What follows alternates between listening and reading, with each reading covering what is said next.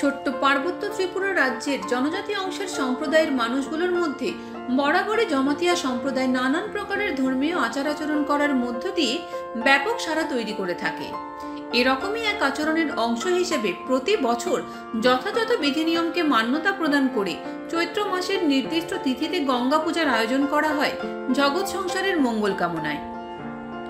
এরই অঙ্গ হিসেবে শনিবার খোয়াই ত্রিপুরা জেলা জমাতিয়া সম্প্রদায়ের কল্যাণপুর ময়ালের অন্তর্গত 29টি গ্রাম একত্রিত হয়ে এই গঙ্গা পূজা সম্পাদন করে।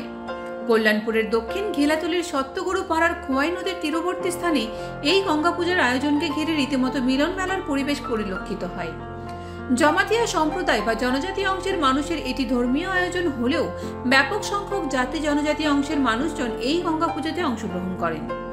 গোটা বিষয় নিয়ে জমাতিয়া সম্প্রদায়ের সর্দার বা চৌধুরী হিসেবে খ্যাত জনৈক ব্যক্তি দাবি করেছেন, তাদের গঙ্গা পূজার আয়োজন এবার 110তম বছরে পদার্পণ করেছে।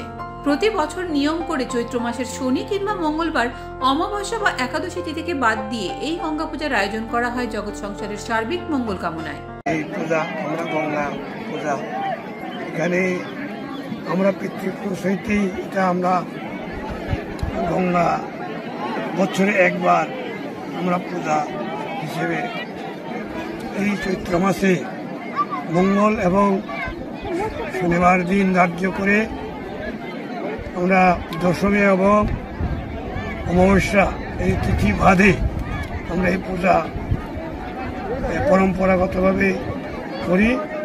যে সবাই মিলে এখানে আমরা প্রসাদ ভোগ দিয়ে থাকি এবং এটা পূজা আমরা মিলেমিশে এখানে আমরা গ্রাম অন্তত এই পুরাতা এরিয়া গ্রাম আগে ছিল 37টা চৌধুরী গ্রাম লয়ে গঠিত ছিল, এখন কিছু সংখ্যক কমছে।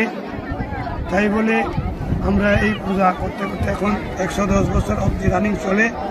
এটা আমরা পরম্পরাগত, এখান থেকে আমরা অনেক কিছু আমাদের প্রার্থনা বন্দনা আরাধনা এইভাবেই আমরা ভক্তবৃন্দ এবং আমরা সহকর্মী সবাইকে নিয়ে এখানে আমরা বিধিবিধান মোতাবেক আমরা ঐতিহ্যবাহী পূজা করে 110 বছর অতিবাহিত হয়ে গেছে।